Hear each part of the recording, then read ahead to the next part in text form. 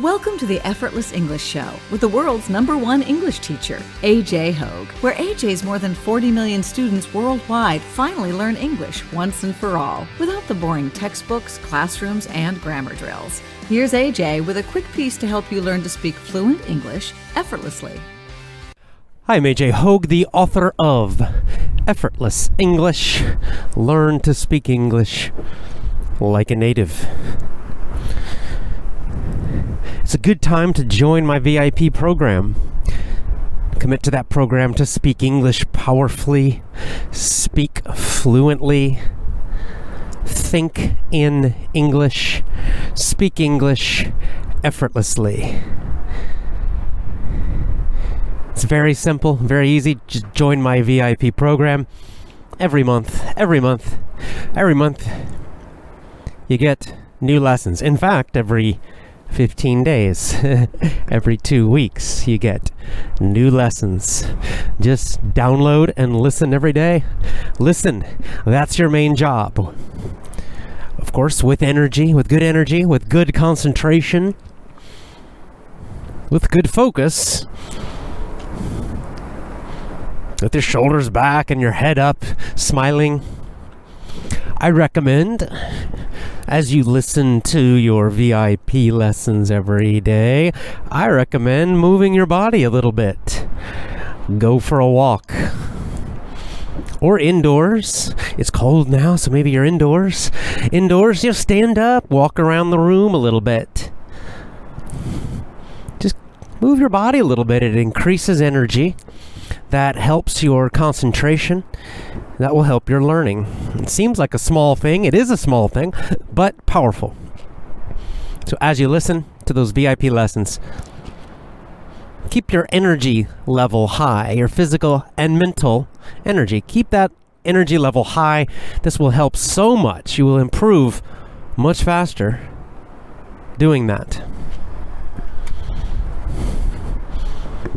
Now, speaking of winter, it's cold now. Winter time is here in Japan. We had a late arrival for winter. It's been so warm and so nice all through November and even the first week of December. But now we have winter weather. Now it's cold. I'm talking to you today. You might hear the wind even today. Today I'm on the rooftop. That's why I'm getting a lot of wind right now. I'm on the rooftop of what's called Namba Parks.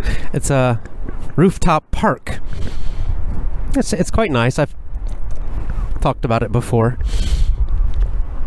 Namba Parks is a mall, shopping mall, with lots of restaurants too, coffee shops, lots of different shops. It's next to Namba Station in Osaka, Japan.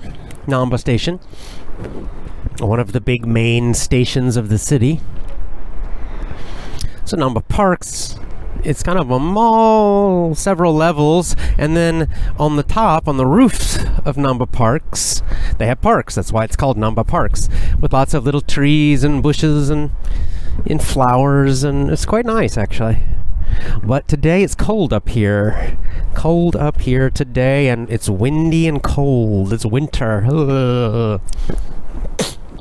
Now yesterday I tweeted, and on Gab I said, new show today about more about the introduction for 7 Habits of Highly Effective People. And I said it's coming, and then I didn't upload it.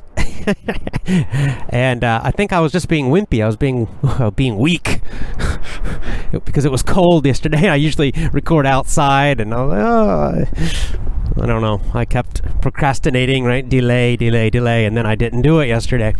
But here I am today. I'm here doing it today. And it's even colder today, so it was a big mistake. Let's continue with the introduction to the book, Stephen Covey's The 7 Habits of Highly Effective People. Now this weekend we'll start with chapter 1.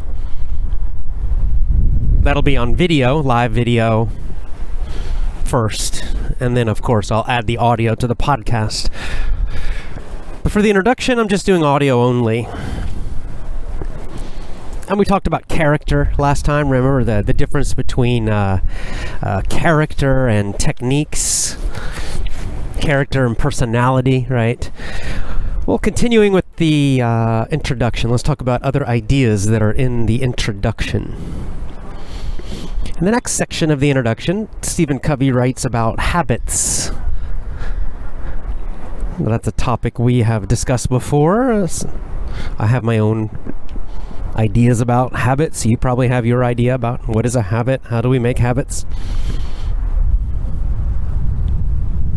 But Stephen Covey, his idea about habits, he says in the introduction, he believes that habits have three parts to make a habit. Number one is knowledge, what to do and why. Knowledge, what to do and why. The second part of a habit is skill, how to do it, right? The ability to do it. You may know, in fact this is quite common in life, that you know what to do and why you should do it, but you don't know how to do it. Or you're not able to do it, right?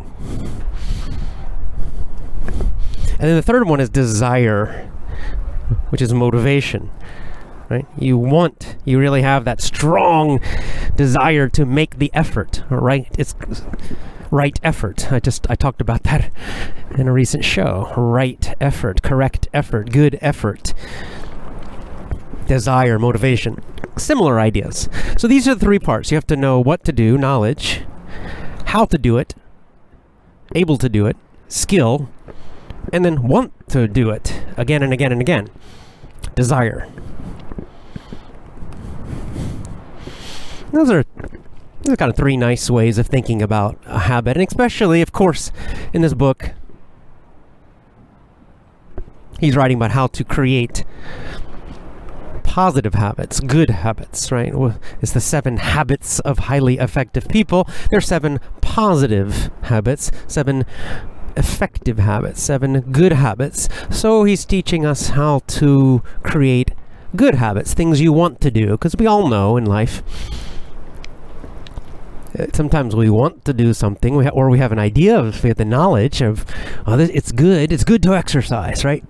Everybody knows this in life. It's good to exercise. You should exercise every day. Some people have that habit very strongly, and other people don't.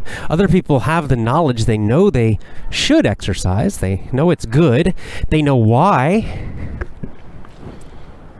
In fact, some people have a lot of knowledge about exercise. They know the science of it. They know how your body will change when you do this kind of exercise or that kind of exercise.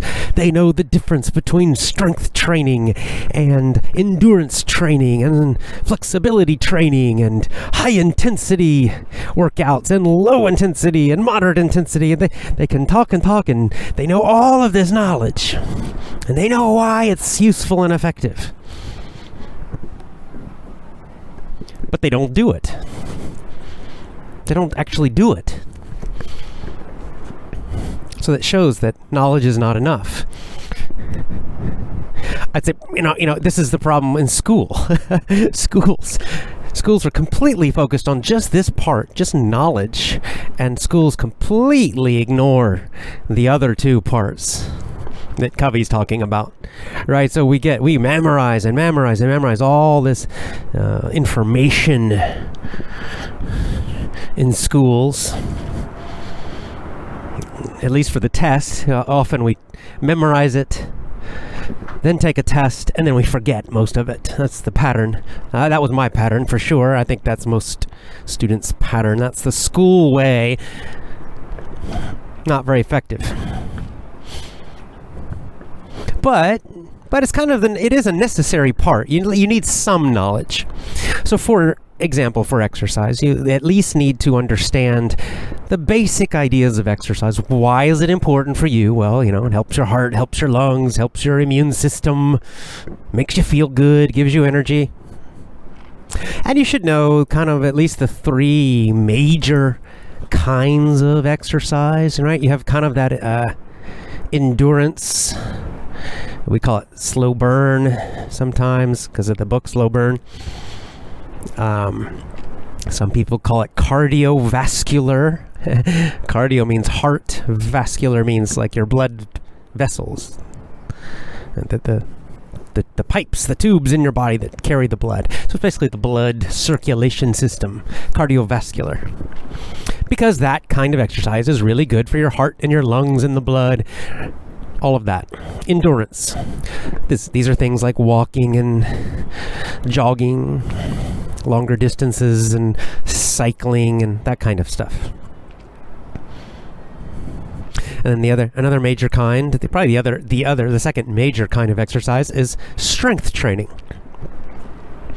The muscles and also the bones, right? Strength training benefits your muscles, benefits your bones. Actually does benefit your heart too. But it's a very different kind of exercise. This is like weightlifting, body weight, like push-ups and pull-ups, kettlebells, lots of ways to do it.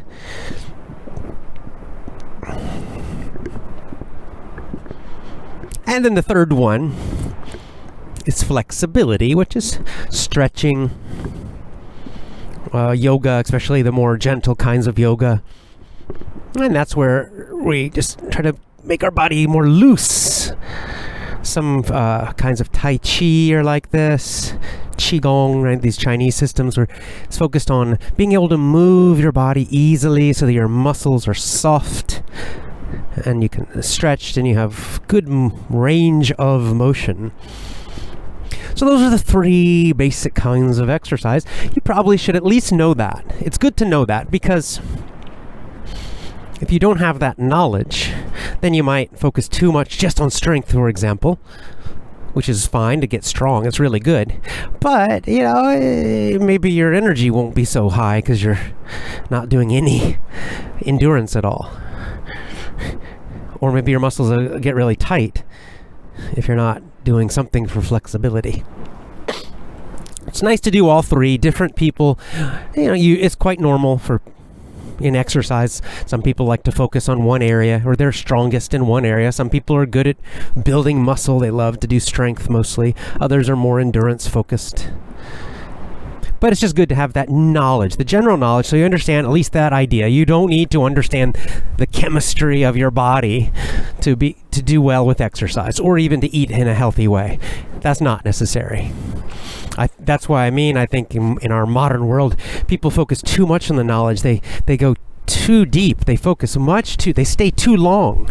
Too much energy focused on just the knowledge only. There's a lot of people, you find this online on the internet a lot, in this, especially the area of health and fitness, where clearly they have a huge amount of knowledge and they're writing articles about different kinds of exercise, and they're describing the biochemistry, what happens chemically in your body when you go for a long walk, or when you lift the heavy weights, and the hormones and all of this stuff. And it's very, very complicated. It's interesting, but it is completely unnecessary. You do not need to know any of that. Not at all. To be healthy and strong and have a good fit body and exercise well, and you don't need any of that. Jack LaLanne, that's one thing I loved about Jack LaLanne. He was, big famous pioneer, guru of exercise and health in America. And his books were great because he didn't talk about all that. So now, modern day, so many writers about health and fitness, they focus on all that chemical stuff. Jack LaLanne didn't. He just told you, here's how to, eat these healthy foods, eat real food, healthy food, and do exercise. And he didn't talk about the chemistry. He didn't care about it, right? It was obvious to him the benefits. So we want knowledge, but you don't need too much knowledge for habits. To build a good habit, don't get lost in the knowledge. I think a lot of times people they focus on the knowledge because it's easy. It doesn't require much effort. And so they'll keep just knowledge because they don't have to take action. So they kind of use the knowledge part, focusing on the knowledge too much, they use that to avoid taking the difficult actions. And we have to take action to make habits. I've met several family members like this with exercise, right? They can talk and talk and talk and talk and talk about eating healthy and exercising, but they don't do it. So next is skill, how to do it. Now, of course, you have to do that too, right? You need the basic skills, the basic ability. I'll continue with the exercise example because it's so simple. So let's say you want to do more exercise. You have the knowledge, you understand the basic, you need some strength, you need some endurance. But then you say, oh, how do I do it? How do I do it exactly? Well, you need to know so you don't hurt yourself. For strength, for example, if you're going to lift weights, which exercises should you do? Well, that's knowledge. So maybe you choose the main big exercises for lifting weights: the squat, the deadlift, the bench press, the overhead press, pull-ups maybe. Well, now you do need the technique, right? You do need to learn the actual skill, the technique. You can get it from videos, and then you have to actually practice. So how to properly do a squat, because if you do it wrong, you can hurt yourself and get an injury. So you need to know, how to do the position. And probably you want to practice doing the squat technique with light weights first. Don't immediately start with very heavy weights. You want to get the skill, make sure your technique is very good. So that's the ability, that's the skill. You got to practice that. That's something you have to do. It's not enough just to learn it. You have to practice it. It has to be practiced a lot. And of course, some skills are quite simple and fairly easy to learn. I would say weightlifting is one of those. It's not very complicated. You can learn basic techniques for the squat and the deadlift and bench press, overhead press. You can learn that very quickly. And just, a couple weeks of practice, you should be good enough to not hurt yourself. And of course, other skills are much more difficult to learn, and they require much, much, much more practice. I would say golf is one of those that requires so much practice. So there's the skill, and then finally the desire, the motivation, and this is the psychological part.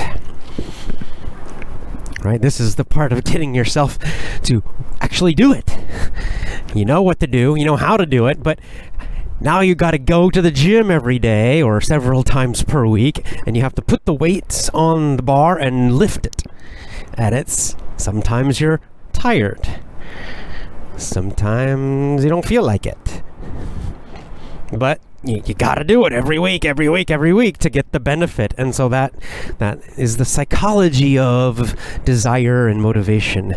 And you got to figure that out for yourself. You have to find ways to stay motivated so that you keep going. You try to make it enjoyable, right? You try to make it interesting. You remind yourself of the benefits, all of that stuff. So I think his ideas about that are pretty good. Stephen Covey's, those 3 parts of a habit, quite nice. It's a good way to think about habits and especially creating positive new habits, that you got to remember to do all 3.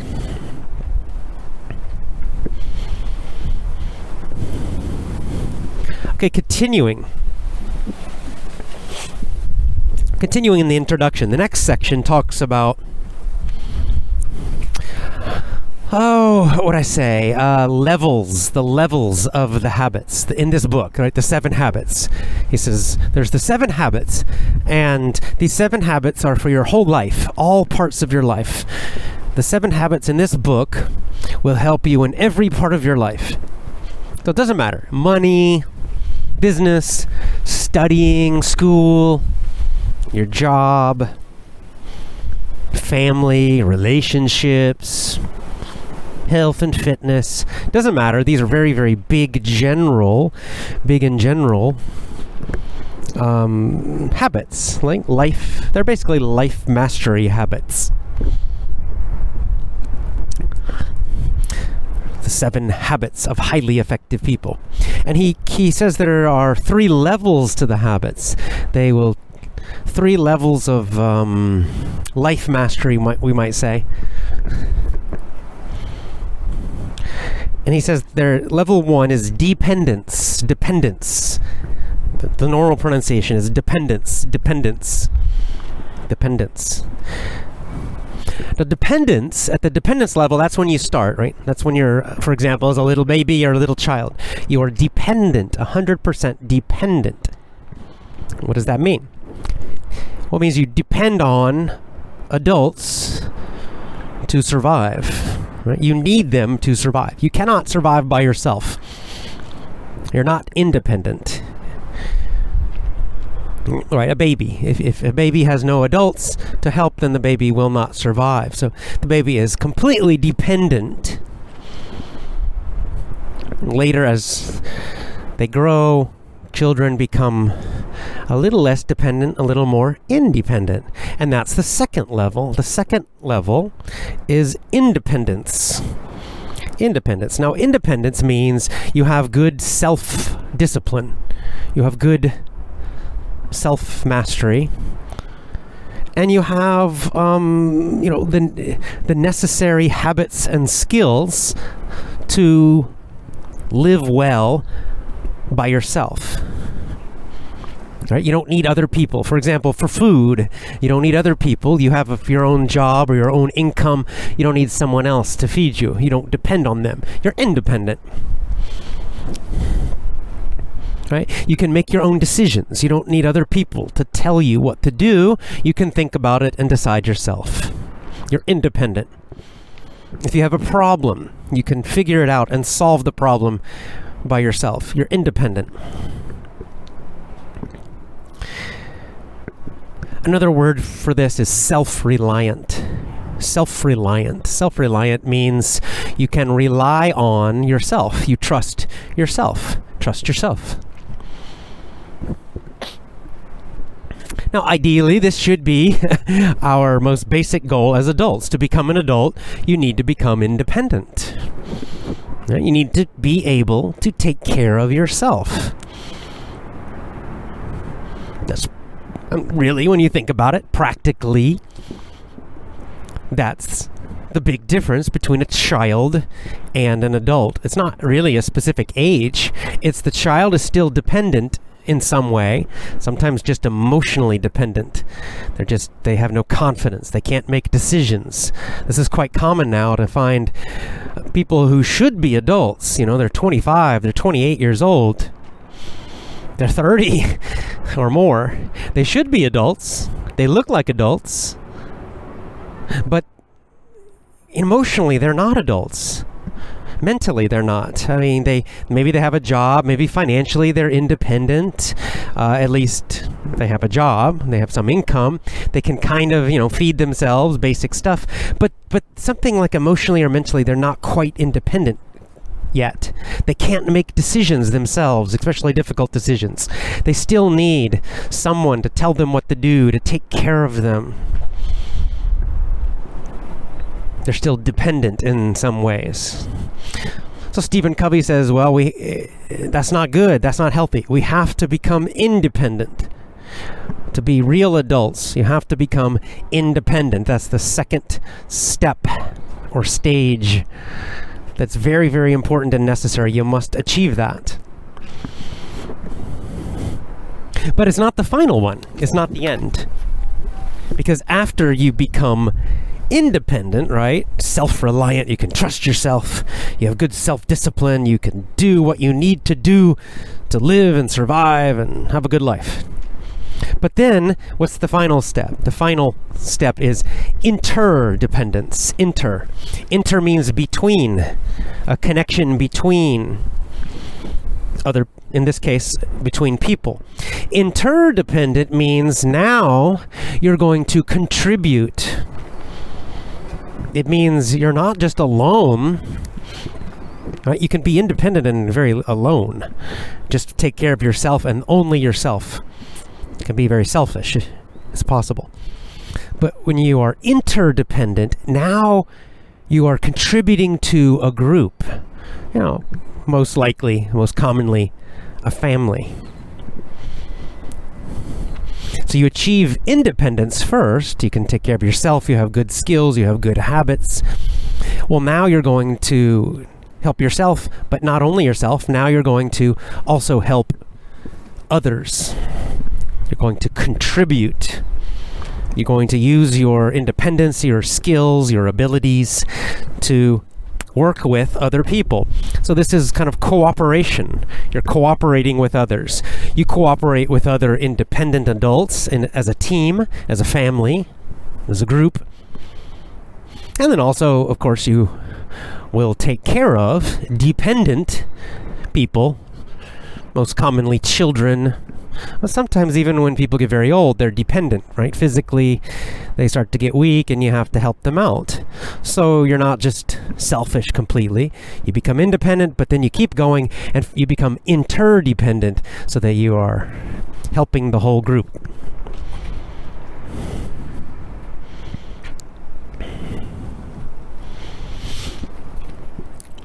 So he's saying in this book that we're going to learn these habits. The habits are designed to take you and I, starting at dependence, kind of weakness, really, and then first take us to independence, where now we are strong individuals, and then from there take us to strong interdependence, where we become contributors, leaders, good members of our family or society.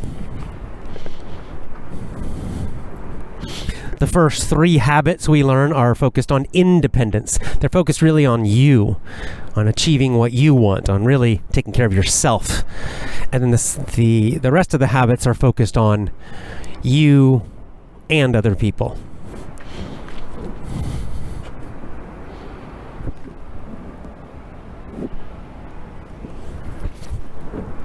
Now, my VIP program is a very independent program. With my VIP program, you can learn by yourself. That's what's great about it. You don't need to go to a school.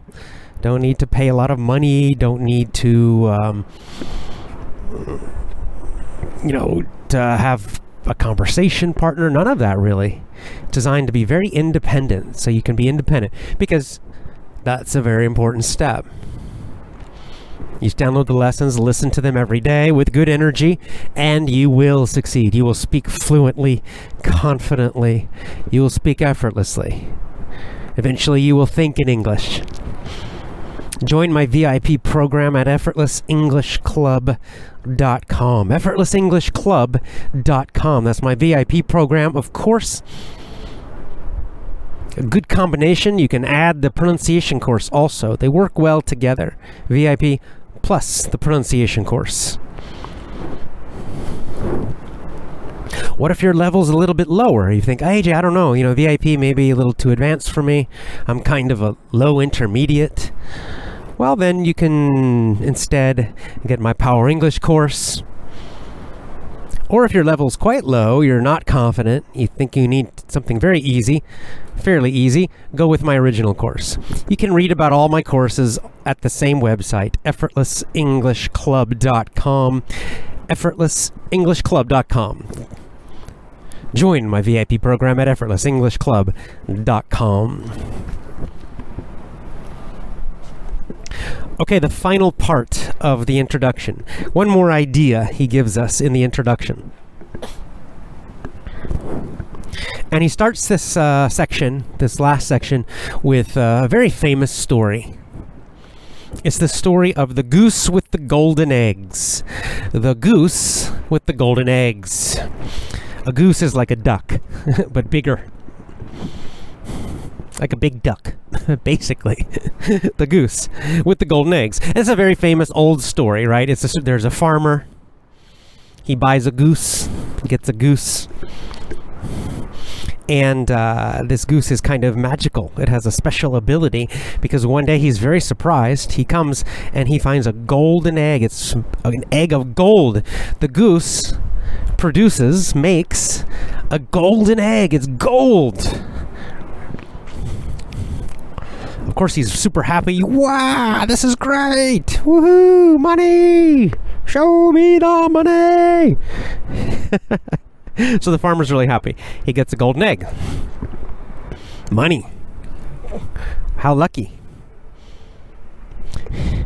And he thinks, maybe this is just good luck magic or something. But then what happens? I can't remember the time, but later, maybe a week later, let's say, or a month later, the goose makes another golden egg. Oh my God, amazing, yay, woohoo! Right? And now the farmer's really lucky. And then another month, another golden egg. Man, he has the goose that makes golden eggs. And this goose is going to continue to make eggs, right? Each month, another one. This guy has an amazing, what would we call this? An asset, right? Robert Kiyosaki would call this an asset, something that produces income, something that produces cash, money, in this case, gold. But guess what happens? If you may know the story already, what happens next? The farmer gets greedy. He starts to get impatient, right? Because he has to wait a month for the new eggs. So he gets one golden egg, and then he's got to wait. And then another one. And he starts thinking, this is too slow. I want them all. I want all of the eggs now. Then I'll be super, super, super rich. I'll be a billionaire, right? Just give me all of the eggs now. I don't want to wait a month for one by one. It's too slow. So what does he decide to do? Of course, it's a kind of a silly story, but the farmer's really stupid. So the farmer kills the goose. He cuts open the goose. He cuts him open. He cuts open the goose, kills it, cuts it open. He thinks he's going to find inside the goose, he thinks he will find, a huge number of eggs, like 100 eggs or 1,000 golden eggs. Which is, of course, stupid, but it's a story. It has a message. But of course, what does he find? He finds nothing. Right? Because the goose doesn't have a huge stomach full of eggs. The goose is making the eggs month by month, right? It's a process. It's a slow process for the goose to make the eggs. So he cuts the goose open. There's nothing inside. And now what? Well, he killed the goose. So no more eggs. It's over. It's finished. He killed the goose with the golden eggs. Right? And of course, then he's sad. Well,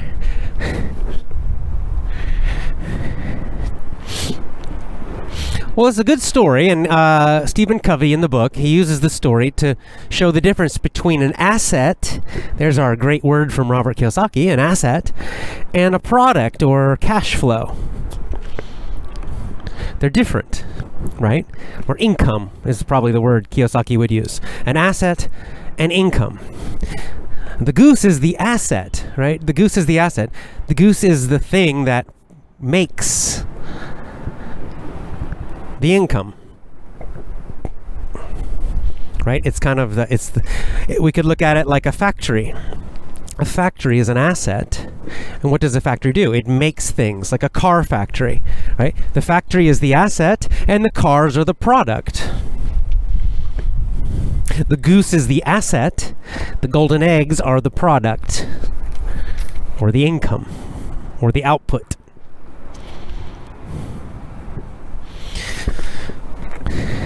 So the asset is long-term, right? It's something that is valuable long-term because it creates. It's something that can create something valuable. The asset creates value. Maybe it's money, maybe it's a product, whatever, but it's the main thing that's doing the creating, the process. That's the asset. And then the product, that's the actual thing that you get from it. That's the thing that the asset creates. So if it's a business is an asset, right? What does the business make? It makes money. So the cash is the product. He used in the introduction, Covey uses he calls it product and production capability. Production ability. I like the word asset better.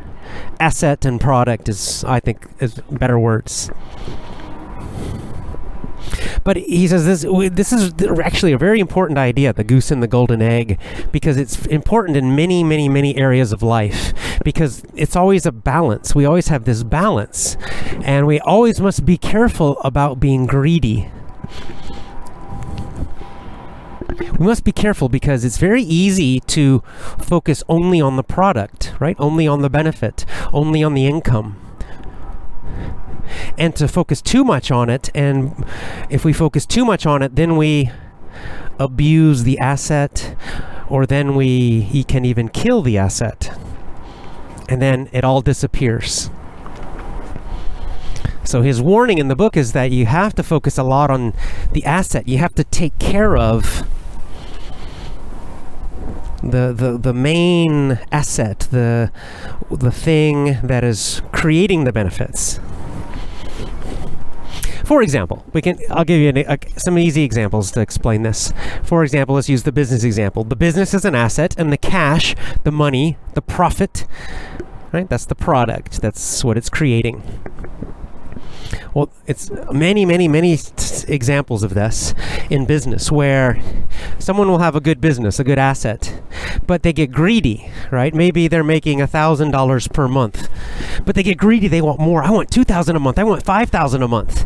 So what do? They make changes. They change the business to get more money short term. Maybe they cut their costs. They fire a lot of employees. Maybe they make a product and they make it more cheaply, right? They use cheap materials to make the product. So now the product is cheap, is more cheap. It's more easy to break. They make these changes, and in the short term, maybe for a few months or a few years, they do make more money, right? They get more income, more profit. But what happens? Well, now they're hurting the asset. The asset quality is going down. So people start to realize, oh, their product quality is much lower now. So they lose customers. They get bad reviews. And then in the long term, the business actually gets worse and worse and worse, and maybe even dies completely and goes bankrupt or something. Right? Because they focus too much on the short-term benefit, wanting more money now, but that hurt them long term because it hurt the asset. Another example he uses, this is one that's not money, it's just relationships, human relationships. Imagine a relationship with another person, a friendship. You have a friendship. The friendship, the relationship itself, right? Those deep feelings for the other person, that's the asset. But there's also the short term, right? That's like that's what you can get from the friend. So for example, some people will focus on right now, like so they will, maybe they'll lie to their friend to get something from them because they want some benefit right now. They want their friend to do something right now. So they lie to them, or maybe they cheat them. A common example would be borrowing money. Sometimes this kills a lot of friendships, where you have a good friendship, it's a strong friendship, it's a long-term friendship, and then one person, they need some money, they want some money, and they borrow money from the other friend, and they kind of put pressure, right? They pressure the other friend to give them money, and then they don't pay the money back. So they get the short-term benefit, they get money from the friend, they get what they want from the friend, but then it kills the long term, right? It kills the asset. It kills the long-term relationship. It's the same problem. It's that focusing too much on the short-term benefit, now, me, now, and neglecting the goose, right? If the farmer was smart in that story, of course, we all know, what should the farmer have done Well, he should have taken care of that goose very carefully, right? He should have fed that goose really good food and kept the goose warm and done everything possible to keep the goose healthy and happy for a long life. Then the farmer would have gotten, in the long run, right? In the long term, over many years, the farmer would have gotten a much bigger long-term benefit. But instead, he got greedy for right now. He got greedy. He only was thinking about right now, short term. And so instead, he actually destroyed his asset and lost all of that future income completely. This is a nice idea. And it's a very true and effective idea. And it is a good way to think about, as Stephen Covey mentions, it's a good way to think about many things, not only business and money. It's a good way to think about life skills. It's a good way to think about relationships. And that's exactly right with relationships. Sometimes we can do things short term because we want something now from someone like, your husband or your wife or your children. And maybe you can do something that's not so nice, or say something not so nice, or pressure them. So you get what you want now. You get your short-term desire. But then it hurts long-term because the other person gets angry. The other person is upset. The other person doesn't like what you're doing. They might agree, but they're not happy. So this hurts long term. This causes problems long term.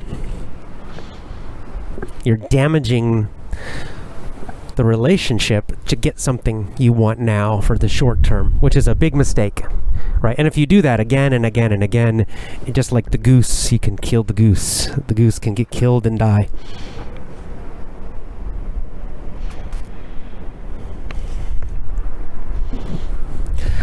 And so what Stephen Covey's saying then for the book is that for the book, his habits in general that we're going to learn, they're mostly focused on that asset, right? These habits are assets. So you need to be patient. You have to develop these habits because they will give you a benefit for many, many, many, many, many years. However, it takes time, right? These habits take time. So short term, if you're not patient and you're just like short term, no, I want maximum benefit now, well, then you will ignore the habits, and maybe you will get something sooner, maybe you'll get something faster, but the total benefit will be much less. So he's saying the smarter thing to do is focus on these deeper habits, focus on character. This goes back to the beginning of the introduction. Character versus personality. The personality focus, the personality techniques are faster. Those are the golden eggs, right? They will give you a quick result. Much quicker. You'll see that benefit much faster. But the problem is, without character, those personality techniques can slowly destroy relationships, can slowly destroy trust, can slowly weaken your happiness, make you less and less happy, little by little by little. If you focus too much on just the eggs, if you focus too much on just the techniques, just the personality, just the right now.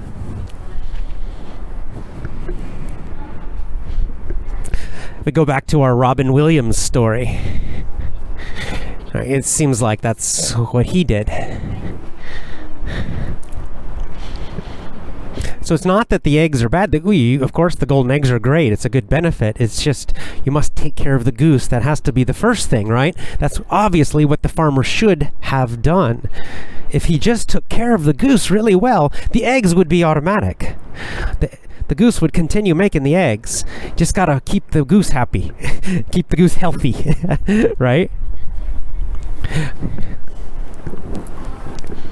It's the same with relationships. If you're married and your husband or your wife, if your relationship is strong, if there's a lot of love, a lot of trust, and a lot of respect in your relationship, well, then the small things will generally be good. Most days are going to be very happy together. Most disagreements, you'll talk about them, you'll solve them fairly easily. Everything will be easier and happier in a relationship. Yes, sometimes short term, there'll be some little problem. Sometimes you won't get what you want. Sometimes they don't get what they want. But if you mostly just focus on the deep relationship, the long term of your relationship, if that's strong, great trust, great respect, great love, it's going to be okay. If Robin Williams had focused most of his energy on being a happy person, in really deeply inside, not on the outside making everyone else happy and laugh, but on the inside, well then, he would have been okay. He had the techniques. He was a good comedian. He knew how to tell jokes. He knew how to act. All of that would have been automatic, right? That would have continued. And finally, as we move now to the book this weekend, the final message then, as we start the book, is that what Covey's saying, what the writer is saying, is that just focus on these habits. Just focus on these habits, and the specific goals you have in life, the specific results you have, they will happen. Okay, it might take time. It might be a little slower because these are big, deep habits. But if you really, really work hard to make these habits in your life, in all parts of your life, and you're going to get good results every month for years and years and years, right? The golden eggs. The habits are the goose. He's saying the habits, that's the goose. The habits are the assets. Create those habits and they will give you benefits, great benefits in life, in all parts of life, for the rest of your life. So it's a little slower, it's a little deeper, working on character. It's a little more difficult to work on your character. You have to be more patient to focus on your character. But the long-term results will be much, much, much better. You're feeding the goose, you're making and keeping the goose healthy. That's what the habits are. A good message. I agree. I think he's absolutely right about that. It's a great way to think in terms of, those deeper fundamentals, those that long-term thinking, and really the idea of developing assets. I like the idea of, kind of taking Robert Kiyosaki's rich dad ideas, because we see this is true with money. It's obvious, very obvious with money. But it's kind of taking that financial idea and using that basic mindset, that basic understanding, and looking at all parts of life with the same idea. An asset, the main thing, and then the result, right? The benefit we get. And to focus on the main thing, focus on the deeper character, because it's our character that creates the benefits in life. Don't get too lost in the short term, now. Take the longer view, take care of the goose, and you will have golden eggs the rest of your life. All right, time for me to go inside, get some food, and get warm.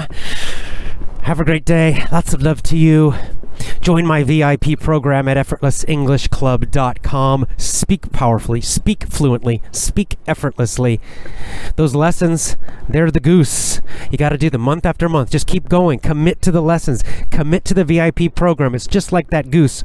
You will get those golden eggs. The golden eggs, fluency, speaking powerfully, speaking fluently, thinking in English.